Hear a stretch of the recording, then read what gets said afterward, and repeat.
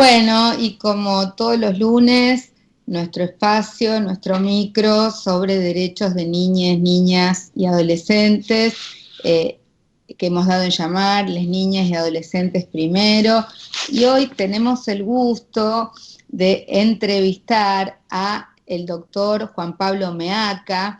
Él es defensor de niños, niñas y adolescentes en la provincia de La Pampa y nos gusta que nuestro programa, que se escucha no solamente en toda la Argentina, sino a nivel internacional, también tenga este carácter federal para poder escuchar todas las voces a lo largo y ancho del país. ¿Estás allí, Juan Pablo? Contanos un poquito, vos sos uno de los defensores de niños, niñas y adolescentes de más largo tiempo. Contanos un poco qué está pasando en tu provincia con los derechos de niños, niñas y adolescentes. Bueno, un gusto, llamada y un gusto poder hablar así en algo tan federal, que siempre es importante. Nosotros, la Defensoría nuestra, está cumpliendo un ciclo este año. Hace unos días se hizo otra vez el concurso, entonces, bueno, todavía no sabemos los resultados, pero bueno, se ha hecho el concurso. Como organismo, cuando yo concursé por primera vez, venía de la Defensoría de Córdoba, entonces ya había estado en una experiencia de niñez en otra defensoría. Y también estuve trabajando muchos años a cargo de los equipos técnicos de la CENAF de Córdoba, de la Secretaría de Niñez. Cuando llegamos a La Pampa, siempre la idea fue implementar cuestiones que garantizaran sobre todo derechos, buscar sobre todo la vulnerabilidad de las situaciones por ahí que están invisibilizadas. Es decir, el primer trabajo que abordamos, uno de los primeros temas que abordamos, fue retirar los bebés de las cárceles federales que había en la provincia de La Pampa. En la provincia de La Pampa no hay bebés en cárceles federales. Es decir, cuando nosotros llegamos, había dos situaciones de bebés que estaban alojados con sus mamás, y nosotros intervinimos y garantizamos las prisiones domiciliarias porque consideramos que la presencia de un bebé en un sistema carcelario vulnera absolutamente todos sus derechos. Eso fue uno de los primeros temas, eso también nos posicionó con los tribunales federales. Hoy en día, a cambio de que no entren bebés, visitamos a todos los hijos y las hijas de las detenidas y los detenidos, garantizando que estén escolarizados, garantizando que estén bajo la guarda o el cuidado personal de algún referente familiar, garantizando el tema de la protección. Entonces, bueno, es una cuestión de que uno interviene por un tema y también siempre después viene una devolución de algo que hay que garantizar. También nosotros tenemos un consejo de niñez que funciona muy bien en la provincia, donde hay participación de los adolescentes. Es el único consejo en el país donde participan adolescentes, que representan a todos los chicos de la provincia, porque están divididos por regiones. Y hemos sacado hace 2 años un instrumento que es único, creo que hay otra provincia que lo tiene, que es un protocolo de intervención ante situaciones de abuso sexual contra la infancia, que está diagramado por áreas, está diagramado por áreas docentes, áreas de salud, y le explica a uno, cuando lo lee, le explica a cada uno de los actores de todo el sistema estatal qué tiene que hacer cuando detecta indicadores de abuso sexual. Esto ha implicado el aumento de las denuncias, el aumento de las intervenciones y algo que estaba invisibilizado en la sociedad y que hoy nosotros vemos a través de los diarios, a través de las noticias, la cantidad de situaciones de abuso sexual que hay contra niños y adolescentes. Este protocolo también sirve a los fines de organizar la intervención. Había en una época que el relato del nene lo escuchaba la maestra, lo escuchaba el policía, lo escuchaba el juez, lo escuchaba la directora del centro de salud. Bueno, nosotros toda esa intervención la organizamos, cuestión que el niño no se vea revictimizado por tanto relato de actor que después no va a terminar generando ningún espacio de contención. Entonces, directamente se relata en el espacio psicológico que lo va a acompañar. También hemos intervenido el año pasado con un protocolo que tenemos de desalojo. Yo cuando vine acá en la provincia de La Pampa, a mí de haber estado en otras provincias trabajando en niñez, me deja tener una visión por ahí federal de lo que pasa en cada una de las provincias. Acá hay una situación social bastante protectora de los derechos de los niños, lo que implica que no hay niños en situación de calle. Nosotros, para evitar eso, el año pasado, también a través del Consejo de Niñez y la Defensoría, hemos generado un protocolo de intervención ante situaciones de desalojo, que lo que hace es que cada vez que hay una presentación judicial por una situación pidiendo un desalojo de un grupo familiar donde hay niños, el juez inmediatamente nos da intervención y los organismos de protección, tanto de los municipios, de la provincia y la Defensoría, nos encargamos de acompañar a esa familia económicamente, con material, etcétera, bueno, resolviendo el tema de alojamiento, y una vez que está resuelto el tema de alojamiento de la familia, en esa instancia el juez prosigue con el procedimiento judicial y evita que el procedimiento judicial vuelva a vulnerar los derechos de un niño. Te hago una pregunta vinculada a esta coyuntura donde el impacto de las políticas del gobierno anterior fue tan fuerte en términos económicos y que tenemos indicadores de pobreza muy duros en todo el país. A esto sumado el impacto del COVID, el tema de cómo impactó también en la provincia de ustedes el tema de las no clases presenciales. ¿Estás atento a estas situaciones, pobreza, escolaridad? ¿Qué está pasando en La Pampa? Nosotros con los defensores, la cuestión de que planteas de vos de pobreza es, yo creo, el elemento más importante que implica la vulnerabilidad de los niños que están se encuentran en esa franja. Y en realidad, en un análisis de la Argentina, estamos todas las provincias cruzadas por esta situación económica que impactó, yo creo, vertiginosamente en la niñez. Es decir, esta caída económica de los últimos 4 años, y estas dos cuestiones creo que han implicado. Primero, la caída de la cuestión económica, y la segunda, que es todavía más grave, la falta de inversión en niñez. Es decir, de las áreas que nosotros nos ocupamos, una falta de inversión.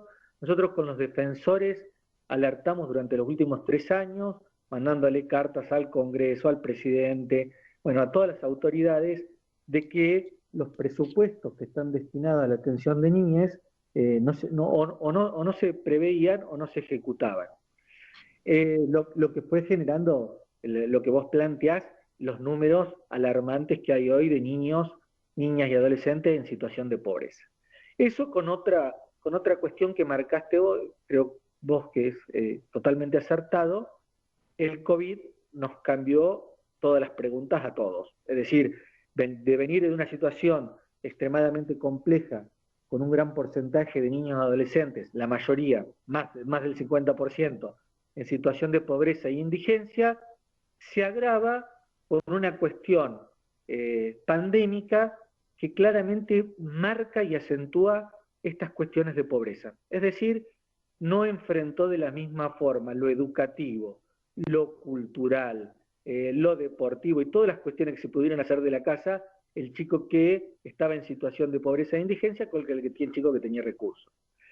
Más aún cuando hubo programas, yo creo que esto del COVID nos ha hecho rescatar la importancia que era darle una computadora a los chicos en situación de pobreza e indigencia, lo importante que es que tengan una tablet, y cómo la cuestión de la conectividad garantiza derechos, cómo la cuestión de tener una computadora y estar conectado iguala derechos en la sociedad. Entonces, yo creo que son cuestiones que fue planteando la pandemia, que viene un panorama post-pandemia que nos va a implicar a todos repensar estas desigualdades, repensar lo educativo, porque al margen de que en algún momento venga lo presencial, la cuestión educativa electrónica también vino para quedarse, entonces también hay que replantear la necesidad de que tengan acceso todos los chicos a una computadora, que tengan acceso a internet y que tengan acceso a esos servicios, porque esos servicios equiparan derechos. Hoy lo sabemos. Antes era discutible para qué le dan una computadora, hoy sabemos que ese derecho equipara igualdades de todos los pibes, que es la igualdad real.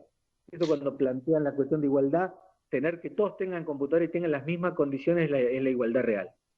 Juan Pablo, deseándote el mejor de los éxitos en ese concurso que mencionaste, decinos cómo te contactan las niñas y adolescentes o las personas que quieran saber más o denunciar situaciones para la defensa de los derechos de niños, niñas y adolescentes en La Pampa?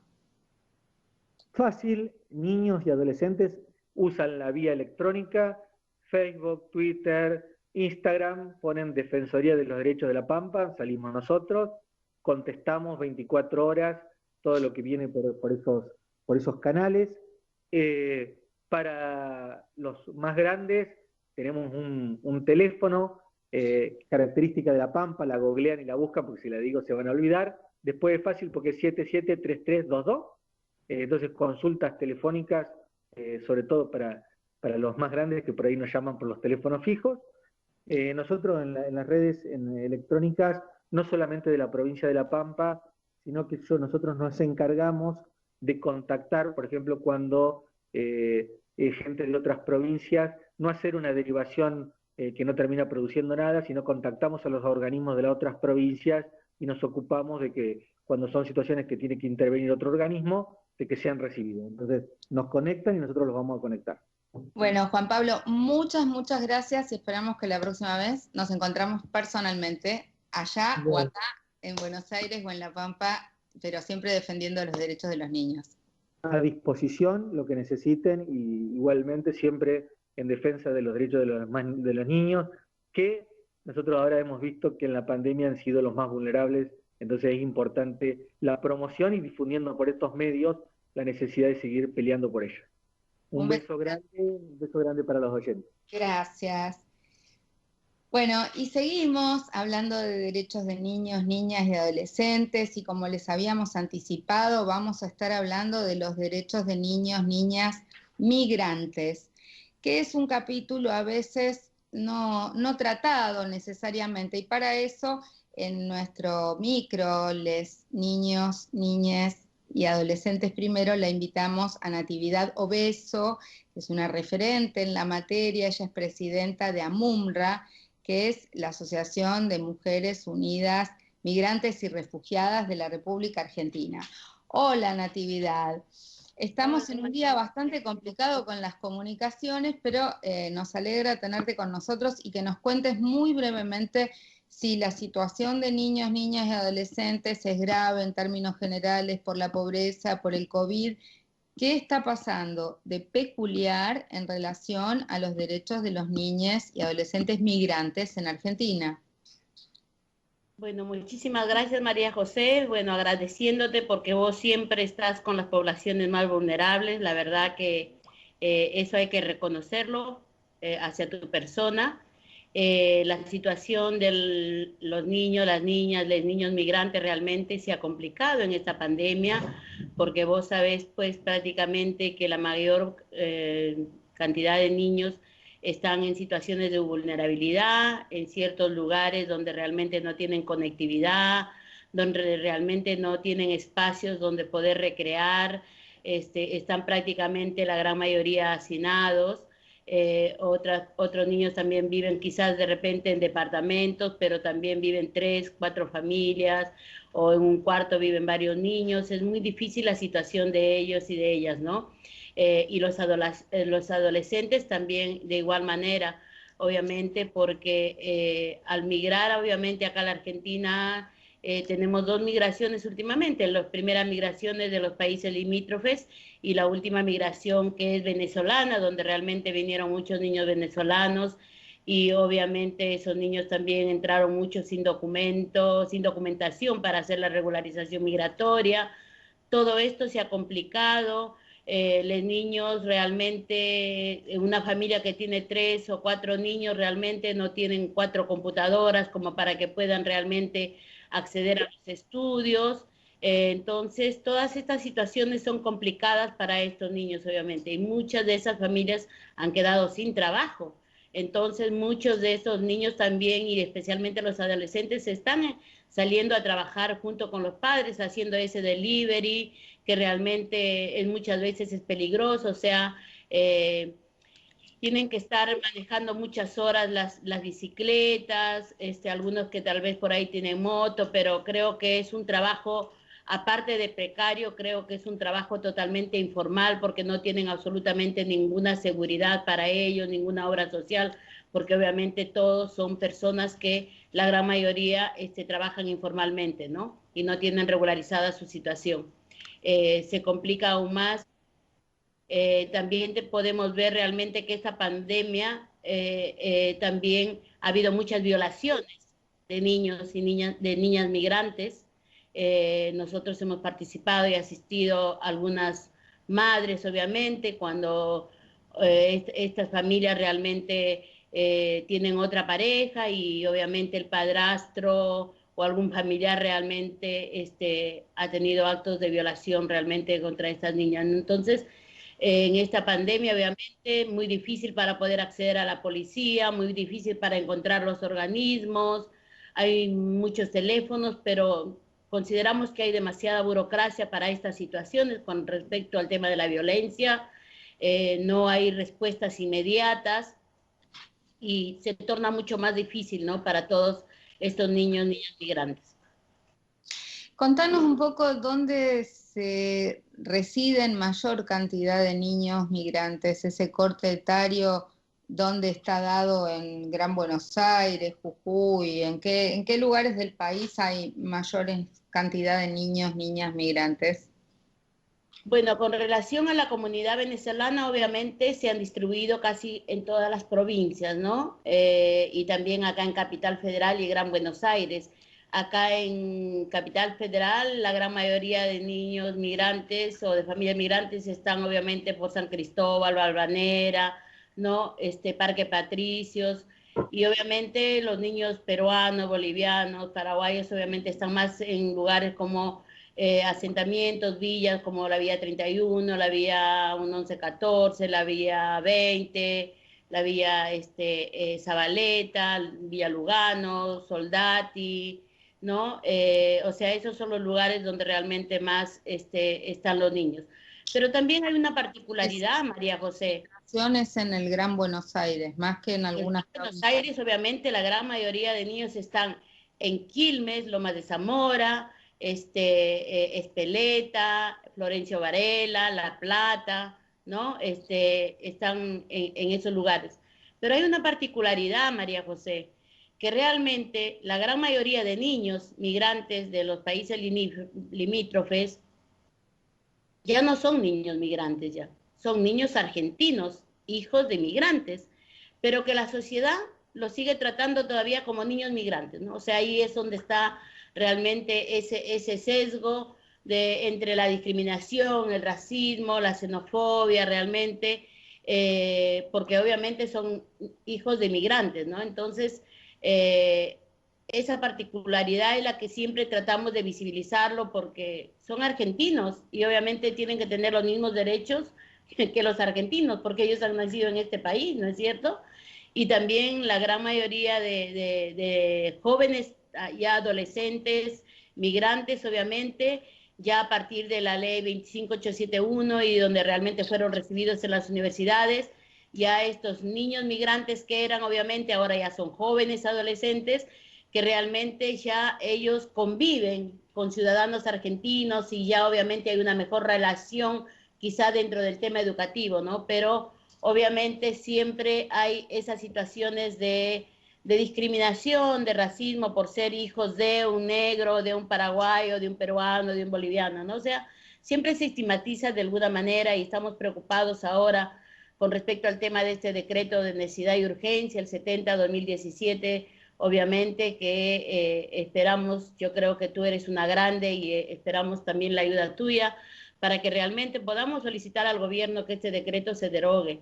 ¿Por qué? Porque obviamente la gran mayoría de adolescentes, jóvenes migrantes, no pueden obtener la documentación realmente porque encima la pandemia y por otro lado, obviamente, porque con un programa RADES del gobierno anterior que es totalmente excluyente, burocrático, complicado, complejo, realmente, y la gran mayoría de familias migrantes no tienen conectividad, obviamente, para poder acceder a obtener la regularización migratoria, ¿no? Entonces, muchísimos de ellos, obviamente, están en situación de irregularidad, pero no porque ellos realmente quieren estar en esa situación, sino realmente porque no hay un sistema que realmente pueda ayudar en esta emergencia de aislamiento social prácticamente para que estos niños puedan estar regularizada su situación, ¿no?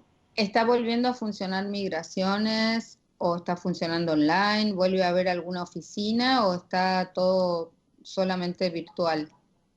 Bueno, sigue virtual migraciones, pero empezaron también a atender en el abordaje territorial, que también es un programa muy interesante, pero realmente las salidas son mínimas y muy reducidas, entonces tampoco no hay mucha atención con respecto al tema de estas familias, ¿no? Muchísimas. ¿Cómo se contactan contigo quienes quieran defender derechos de niños, niñas y adolescentes migrantes o que tengan alguna dificultad para tener más información? ¿Cómo se contactan con AMUMRA? Bueno, con AMUNRA pueden llamar al 11-5604-3412, comunicarse con nosotros por Facebook, AMUNRA Derechos Humanos, enviar un correo electrónico a amunra@gmail.com.